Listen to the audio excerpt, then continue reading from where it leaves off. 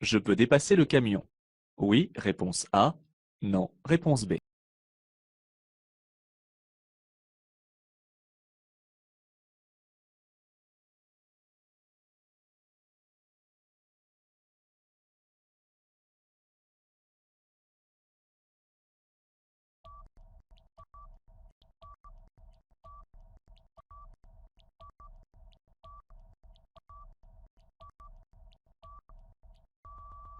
Je circule ici sur une route à chaussée séparée par un terre-plein central, où la circulation s'effectue en sens unique. Bien que la visibilité vers l'avant soit réduite, je peux dépasser car personne ne peut arriver en face. J'effectue les contrôles et je dépasse car je me suis trop rapproché.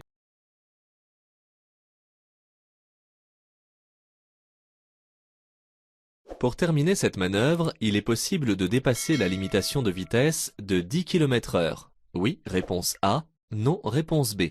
De 20 km/h. Oui, réponse C. Non, réponse D.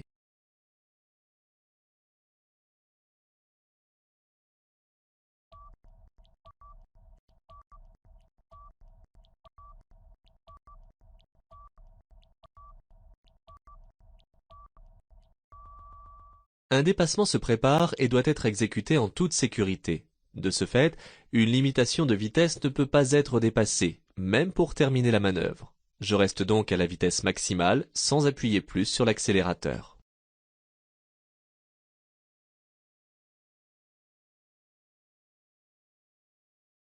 Aujourd'hui, ce panneau est à prendre en compte. Oui, réponse A. Non, réponse B. Je vais pouvoir circuler à 90 km/h. Oui, réponse C. Non, réponse D.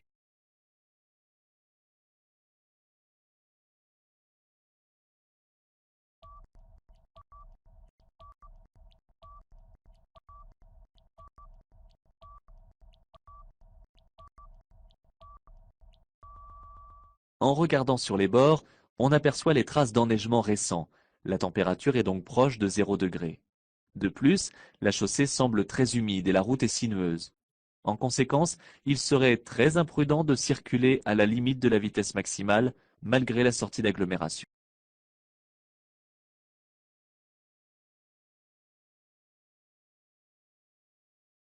Sur cette chaussée, ma vitesse est limitée à 80 km/h. Réponse A. À 90 km/h. Réponse B. À 110 km/h. Réponse C.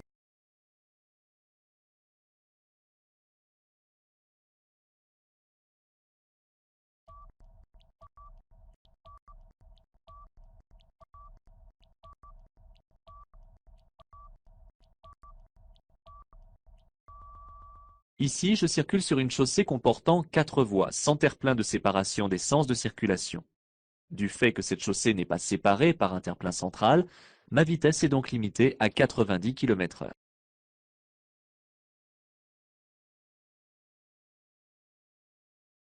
Je peux encore tourner à gauche. Oui, réponse A. Non, réponse B.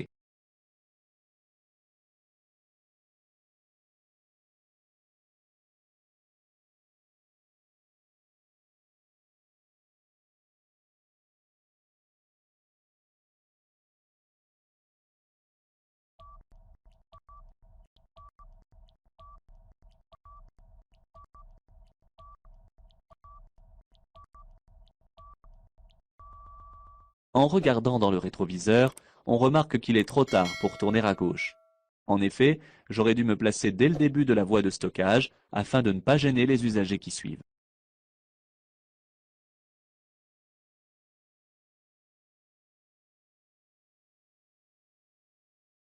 Pour tourner à droite, je peux mordre sur la ligne verte. Oui, réponse A. Non, réponse B.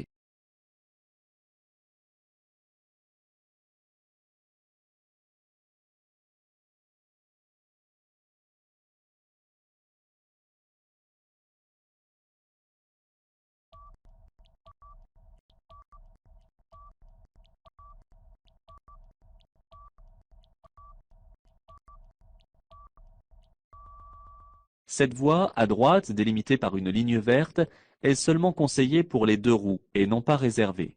Il est ici difficile de ne pas mordre cette ligne, car ma voie est relativement étroite. Je fais seulement très attention aux cyclistes qui pourraient y circuler.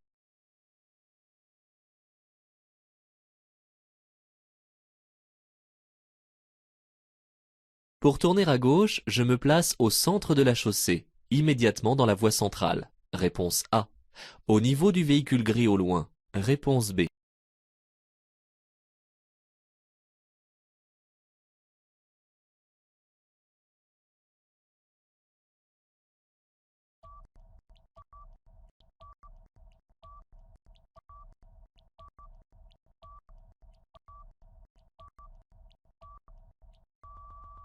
En regardant mieux le marquage au sol de la voie de stockage, voie centrale immédiate, on peut remarquer que les flèches concernent l'autre sens de circulation pour se diriger vers l'autoroute.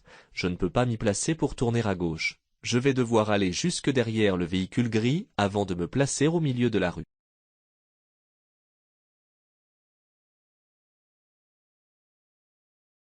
Le radar de recul permet de se passer des rétroviseurs. Oui, réponse A. Non, réponse B.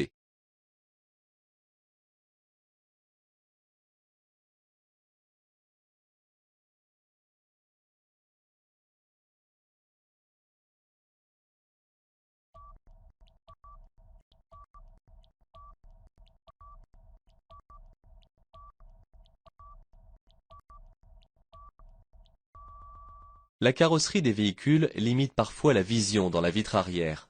La visibilité se réduit alors à celle fournie par les rétroviseurs du véhicule, qui se révèlent être insuffisantes et dangereuses lors de manœuvres. Le risque de choc avec un obstacle est possible. Le radar de recul a pour rôle de pallier ce manque de visibilité en avertissant, par un signal sonore, de la proximité d'un obstacle qui n'apparaîtrait pas dans le champ de vision. Mais cet accessoire de sécurité active n'enlève en rien la nécessité d'utiliser au maximum les rétroviseurs ainsi que la vision directe.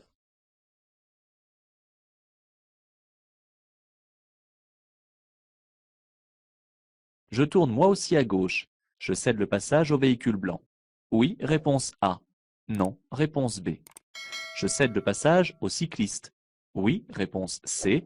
Non, réponse D.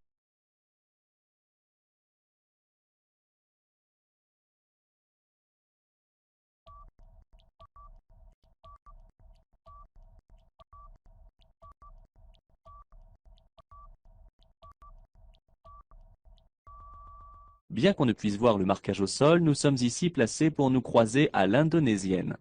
Nous ne sommes donc pas en situation d'avoir à nous céder le passage. Cette possibilité ne doit cependant pas me faire oublier le cycliste en sens inverse que je dois laisser passer.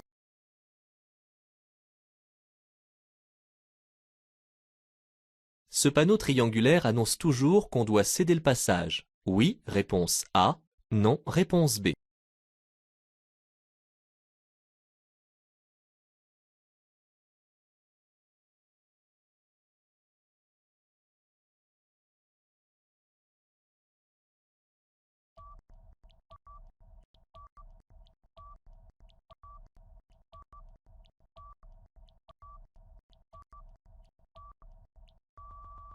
Il existe deux types de ronds-points.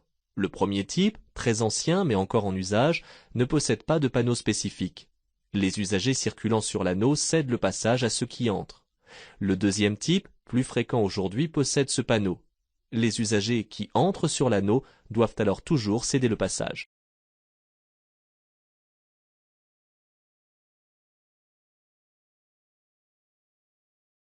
La vitesse sera limitée à 50 km/h immédiatement. Oui, réponse A. Non, réponse B. Seulement dans la voie de droite. Oui, réponse C. Non, réponse D.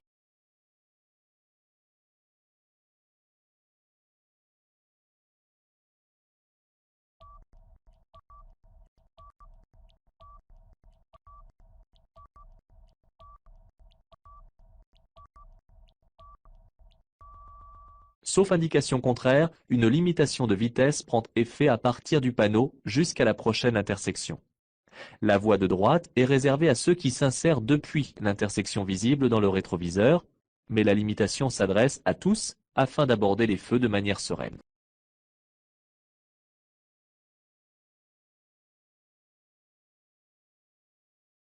Le panneau bleu indique le début de l'interdiction de s'arrêter et de stationner.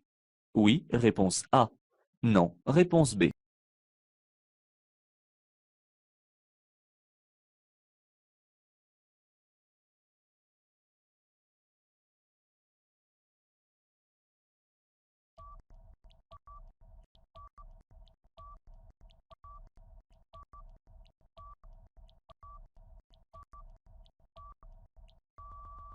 Les panneaux carrés à fond bleu donnent des indications. Ici, ce panneau indique que je circule dans une rue à sens unique. Les panneaux de signalisation se lisant séparément, le panneau d'indication ne complète donc pas le panneau de prescription. C'est le panonceau qui joue ce rôle. L'interdiction de s'arrêter et de stationner commence à partir du panneau de prescription et, sauf indication contraire, est valable jusqu'à la prochaine intersection.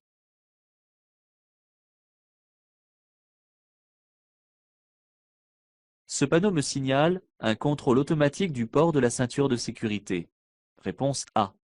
Un contrôle automatique de la distance de sécurité. Réponse B. Un contrôle automatique de la vitesse. Réponse C.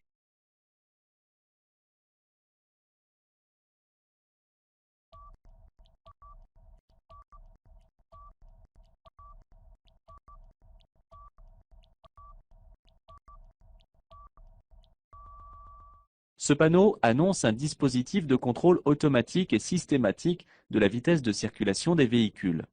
Ce système ne permet pas encore de contrôler la distance de sécurité entre les véhicules, mais certains appareils sont actuellement en cours de test et remplaceront, à terme, les radars actuels. Le contrôle du port de la ceinture de sécurité est bien souvent effectué avec les jumelles à laser.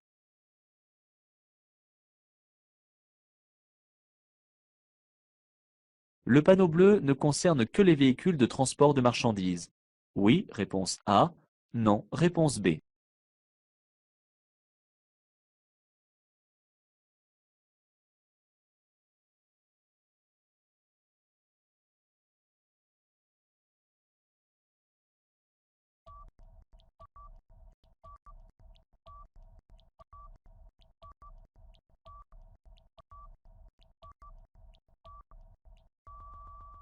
Le panneau bleu signale la position d'une tête d'îlot que je dois contourner par la droite. Le panneau de prescription, quant à lui, interdit le passage aux véhicules de transport de marchandises. Ces deux panneaux sont totalement indépendants.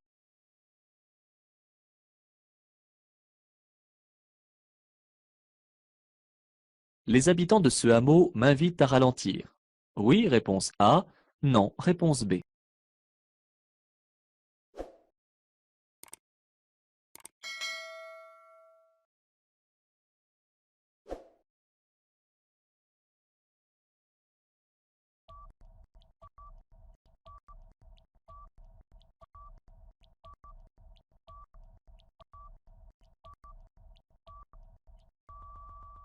Dans ces petits hameaux, sur un réseau secondaire où la circulation n'est pas très importante, les habitants sont chez eux et les enfants assez libres. Ce panneau m'invite, moi, l'intrus de passage, à faire attention aux enfants qui pourraient être occupés à jouer sur la chaussée ou sur les abords.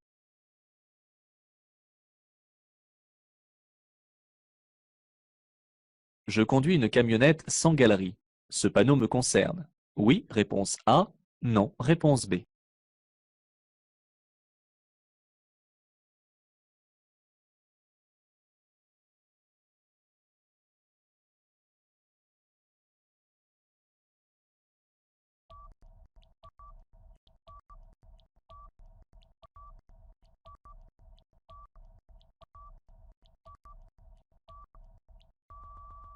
L'accès de la route sera interdit aux véhicules dont la hauteur, chargement compris, est supérieure à 4,20 m.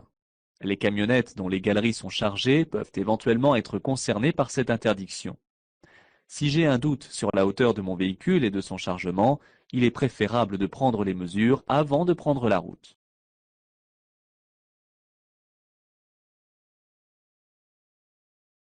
Je vais rencontrer un feu tricolore à 300 mètres. Réponse A. Plusieurs feux tricolores sur 300 mètres. Réponse B.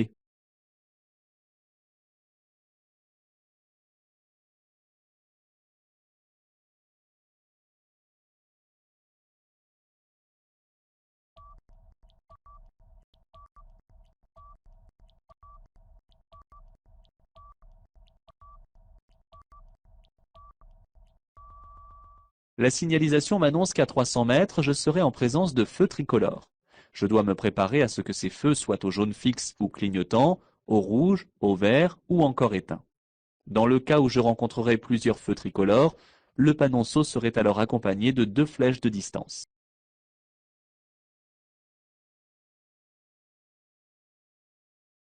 Par rapport au passage à niveau, l'intersection se situe avant, réponse A. Après, réponse B.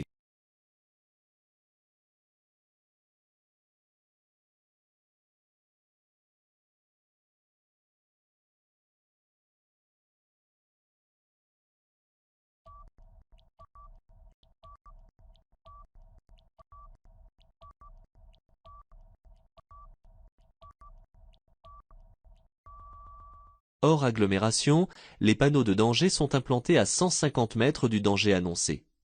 Le panneau annonçant la présence d'un cédé-le-passage à l'intersection est situé à 150 mètres de celle-ci. Ce dernier étant placé après le panneau de danger, l'intersection se situe immédiatement après le passage à niveau.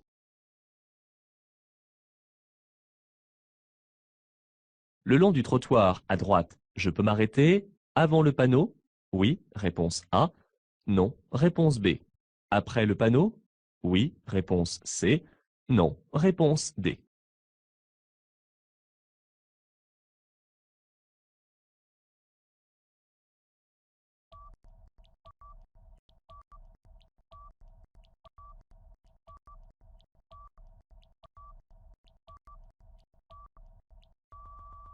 Si l'arrêt et le stationnement sont interdits à partir du panneau, l'arrêt avant le panneau n'est pas non plus possible ici, car je constituerai une gêne pour les piétons à qui ce passage est réservé. De plus, je suis dans une intersection munie de feux.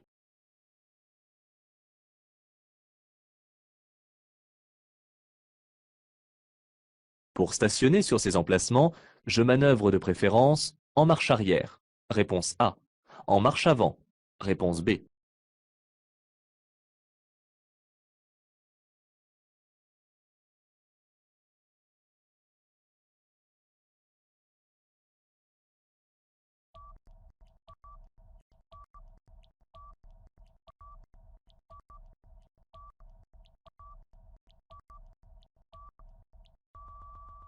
Ici, les places de stationnement sont implantées en bataille.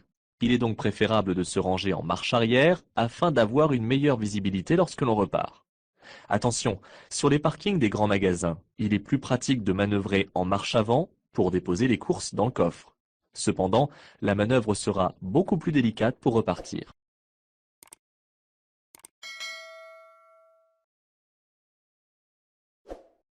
Je peux aller stationner sur l'accotement à droite. Oui, réponse A. Non, réponse B.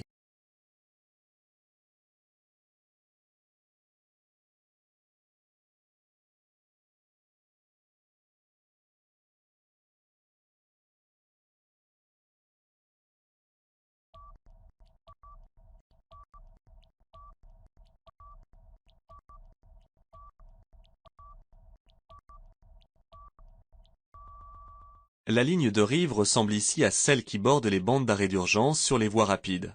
Je circule ici en agglomération près d'une école. Ce n'est donc pas une voie rapide. Ces lignes matérialisent souvent la proximité d'une intersection ou d'un aménagement de ce type. Elles n'interdisent pas l'accès à l'accotement afin de stationner.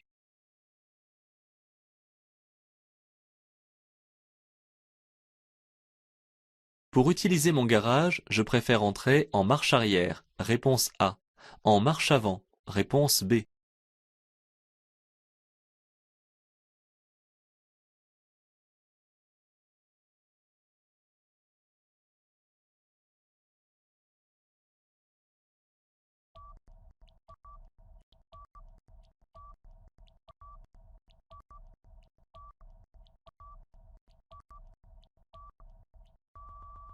Il faut imaginer ici l'insécurité due au manque de visibilité pour sortir ensuite du garage si l'on est entré en marche avant. Autant que possible, il est plus sûr de pouvoir repartir en marche avant. J'entre donc dans cet espace ou à l'intérieur en marche arrière.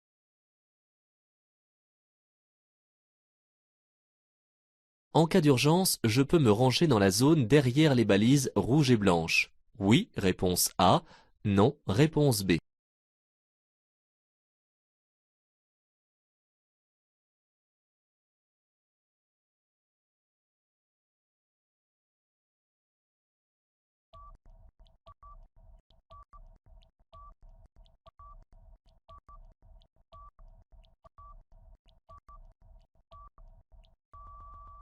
En cas de panne, je dois dégager la chaussée et me ranger là où je serai à l'abri. Je franchis donc la ligne continue jaune à droite et je m'avance au mieux pour ne pas non plus m'exposer aux engins qui circulent.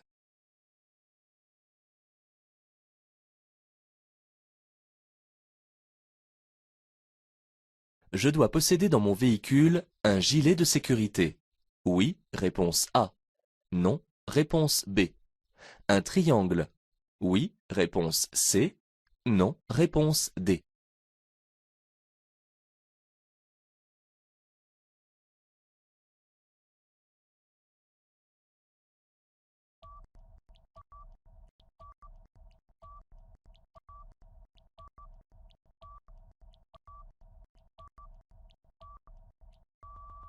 Chaque véhicule doit être équipé d'au moins un gilet de sécurité rétro-réfléchissant homologué placé dans l'habitacle, de telle manière qu'il puisse être enfilé avant de sortir du véhicule.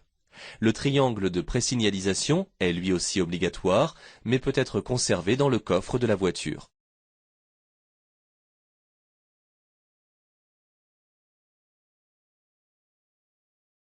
Mon coffre est plein.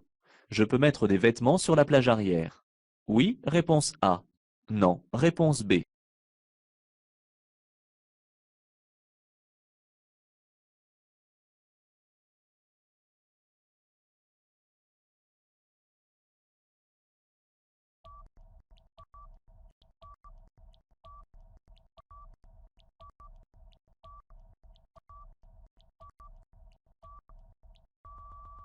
Je peux mettre quelques vêtements sur la plage arrière, à condition toutefois que le champ du rétroviseur intérieur reste libre. Je n'y mets pas d'objet car il pourrait se transformer en projectile en cas de choc. Je visite la région. Le risque principal ici est la chaussée dégradée. Réponse A. Le rétrécissement de la chaussée. Réponse B. Me laisser distraire par la beauté du paysage. Réponse C.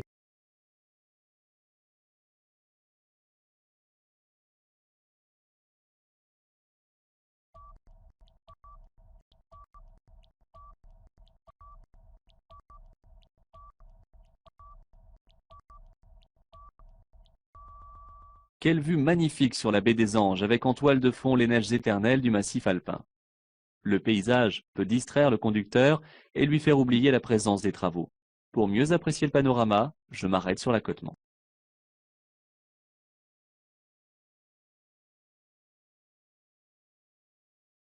Le réglage en hauteur de la ceinture peut être effectué sur certains modèles. Oui, réponse A. Non, réponse B.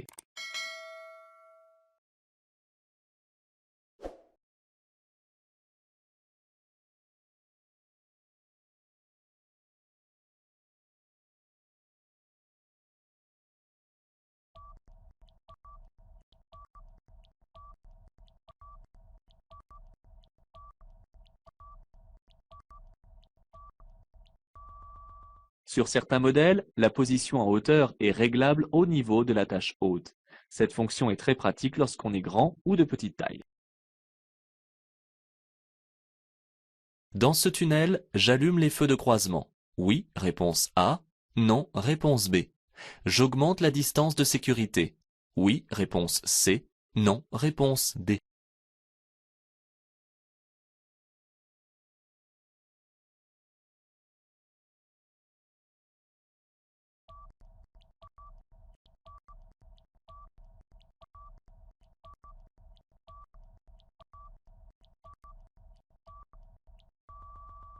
Le tunnel est un passage souterrain dans lequel la luminosité s'assombrit.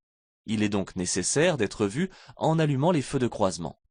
De plus, la signalisation m'indique que je dois dès maintenant ralentir et respecter une distance de sécurité minimale de 70 mètres. Cette interdistance est plus grande qu'à l'extérieur. Ces deux logos déconseillent la conduite. Réponse A. Interdisent la conduite. Réponse B.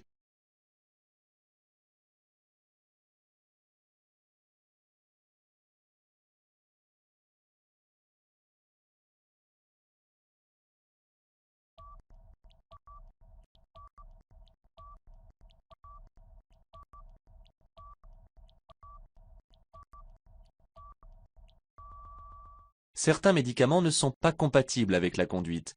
Ils sont alors signalés par un logo de ce type. Le jaune déconseille la conduite et l'orange requiert même l'avis d'un professionnel de santé. Le rouge, quant à lui, interdit catégoriquement la conduite jusqu'à autorisation par le médecin.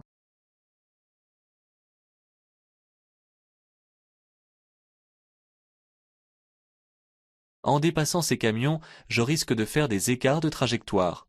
Oui, réponse A. Non, réponse B.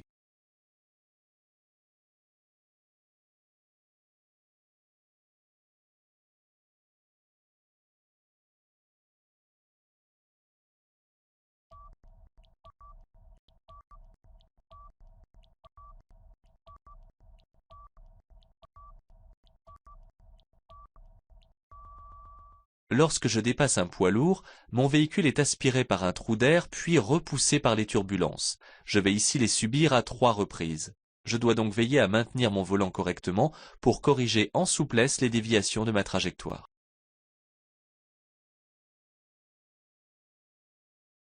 Dans un tunnel à péage, je dois déclarer si mon véhicule fonctionne au GPL. Oui, réponse A. Non, réponse B.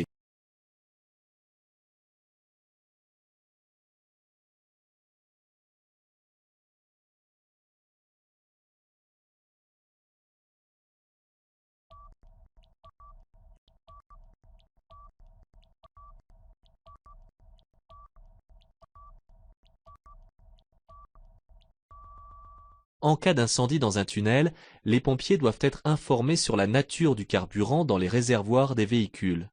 Le GPL étant particulièrement explosif, je dois le déclarer afin qu'une éventuelle intervention soit ciblée.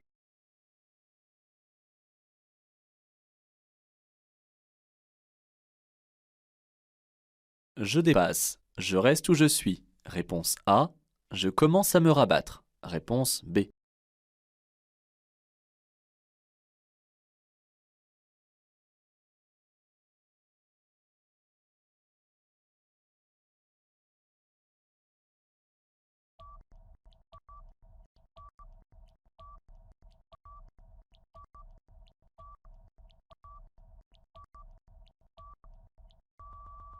Un coup d'œil dans le rétroviseur m'informe que je n'ai pas encore fini de dépasser, sinon je verrai l'usager apparaître. Je maintiens donc pour l'instant ma place dans cette voie.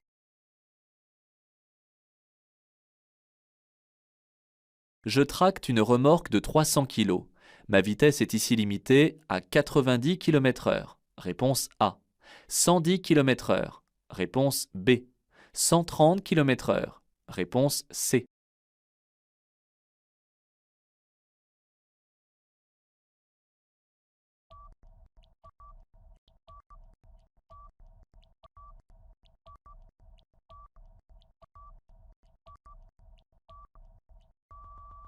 Dans certaines descentes dangereuses, il est mis en place une limitation de vitesse pour certains types de véhicules.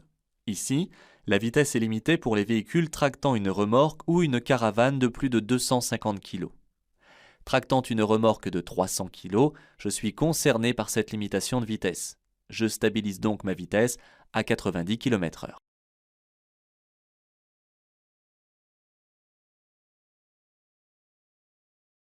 La vitesse est limitée au niveau des feux seulement. Réponse A. À partir du panneau. Réponse B.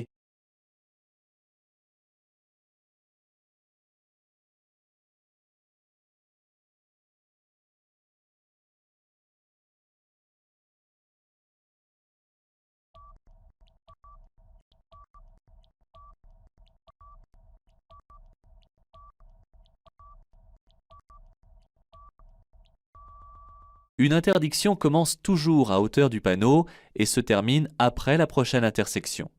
Si l'interdiction se prolonge, un autre panneau sera alors implanté. Ici, je dois réduire ma vitesse à 50 km/h pour être en mesure d'aborder en toute sécurité le feu qui est implanté à 150 mètres.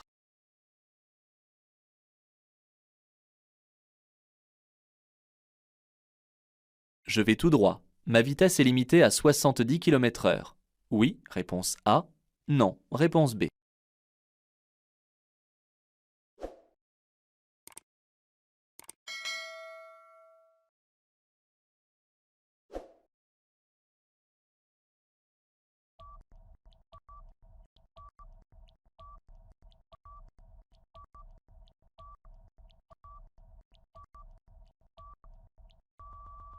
La flèche orientée vers la droite en dessous du panneau de limitation de vitesse indique que la vitesse est limitée sur la voie de décélération à droite. Si je continue tout droit, je ne suis pas concerné par cette signalisation.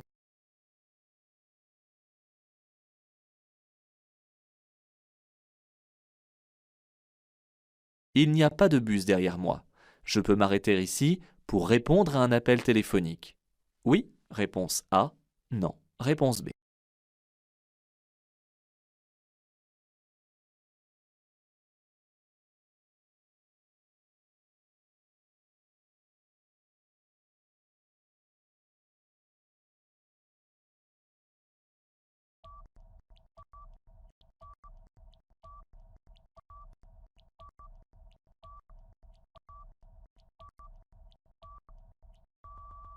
Je dois prendre l'habitude de couper le téléphone lorsque je conduis. C'est le meilleur moyen de ne pas être sollicité et de risquer d'être en infraction.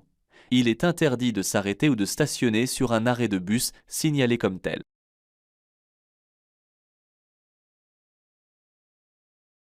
Les pneus neige, dits de contact, sont identifiables par les lettres M plus S. Oui, réponse A. Non, réponse B.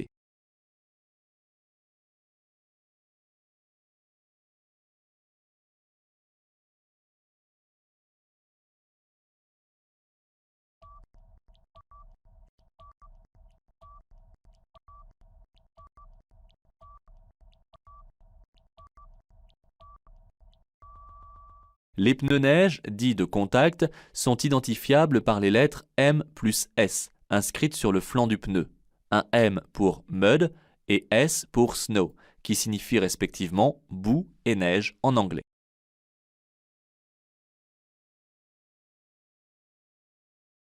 En continuant tout droit, je risque une perte sur mon permis de conduire de 1 point, réponse A, 2 points, réponse B, 3 points, réponse C, 4 points, réponse D.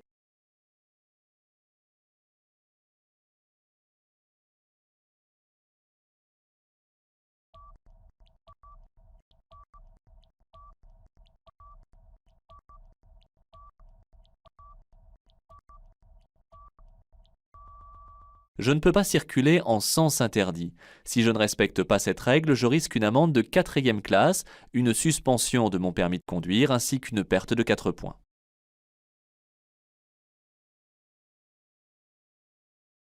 J'utilise ici l'avertisseur sonore. Oui, réponse A. Non, réponse B. Je passe. Oui, réponse C. Non, réponse D.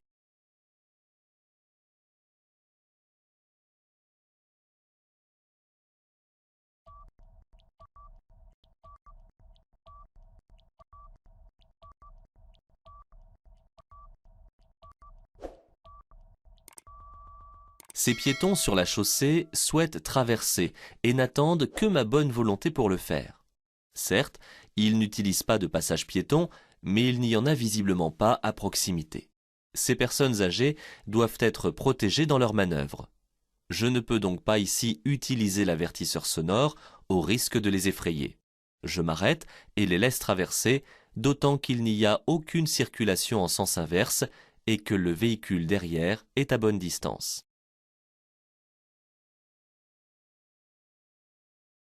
L'ESP, contrôle électronique de stabilité, permet de limiter la vitesse. Réponse A.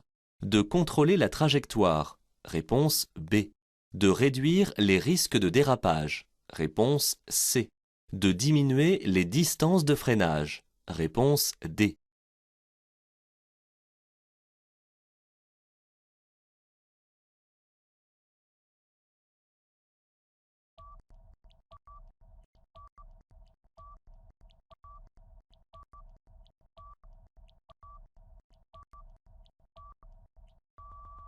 L'ESP pour Electronic Stability Program ou électrostabilisateur programmé est un équipement de sécurité active destiné à améliorer le contrôle de trajectoire d'un véhicule automobile.